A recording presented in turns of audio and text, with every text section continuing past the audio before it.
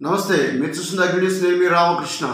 ప్రముఖ జ్యోతిర్లింగ క్షేత్రం శ్రీశైలానికి విజయవాడ నుండి సీ ప్లేన్ను ఏర్పాటు చేయడం అదృష్టంగా భావిస్తున్నట్లు ఏపీ రాష్ట్ర ముఖ్యమంత్రి నారా చంద్రబాబు నాయుడు అన్నారు. ఆయన శనివారం సీ ప్లేన్లో విజయవాడ కృష్ణానది నుంచి శ్రీశైలం కృష్ణానదికి వచ్చారు. ఈ సందర్భంగా అక్కడ ఏర్పాటు చేసిన కార్యక్రమంలో పాల్గొని అమ్మవారిని, స్వామివారిని దర్శించుకున్నారు. అనంతరం జరిగిన సమావేశంలో ఆయన మాట్లాడారు. ఈ సందర్భంగా మాట్లాడుతూ సీ ప్లేన్ ద్వారా భక్తులు శ్రీశైల యాత్రకు సులువుగా రావచ్చంటూ తెలియజేశారు. ఈ యొక్క కార్యక్రమంలో పౌర విమానయాన శాఖ మంత్రి రామ్మోహన్ నాయుడు, ఎంపీ శబరి, శ్రీశైలం ఎమ్మెల్యే బుడా రాజశేఖర రెడ్డి తదితరులు పాల్గొన్నారు. పరమశివుని 12 జ్యోతిర్లింగాల్లో శ్రీశైలం ఒకటి. అలాంటి శ్రీశైలంలో ఈరోజు సీ ప్లేన్ ప్రకాశం బ్యారేజ్ నుంచి శ్రీశైలం తీసుకొచ్చే పరిస్థితి వచ్చాం. ఇది ఒక వినూత్నమైన కార్యక్రమం. ఈరోజు శ్రీశైలంలో దర్శనం చేసుకుని మళ్లీ వివిధ ప్రాంతాలకు సుజావుగా వెళ్లే పరిస్థితి వస్తుంది.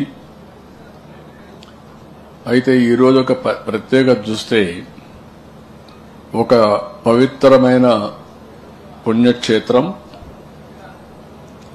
కనకదుర్గమ్మ తల్లి విజయవాడ. అక్కడి నుంచి ఇంకొక దివ్యక్షేత్రం పరమశివుని శ్రీశైలం. ఈ 2 ప్లేసెస్ ని కనెక్ట్ చేయడం చాలా అదృష్టంగా భావిస్తున్నాం. శ్రీశైలం దక్షిణ భారతదేశంలో ప్రముఖ శైవ క్షేత్రం. శ్రీశైల దేవాలయాన్ని దక్షిణ కాశీగా పిలుస్తారు. ఈరోజు ఇక్కడ మనం ఒకసారి చూస్తే శ్రీశైలంలోని నల్లమల్ల కొండల్లో దట్టమైన అడవుల మధ్య మల్లికార్జున స్వామి, బ్రహ్మరాంబదేవిలో స్వయంభూగా కొలువై ఉన్నారని ప్రతి ఒక్కరి నమ్మకం, విశ్వాసం. శ్రీశైల పుణ్యక్షేత్రం దర్శించుకునే సాధారణ రోజుల్లో ఒక 25,000 మంది వస్తున్నారు. అదే మరి వీకెండ్స్ అయితే 70,000 మంది వస్తున్నారు. ఇంపార్టెంట్ అకేషన్స్ అయితే 150,000 మంది వస్తున్నారు.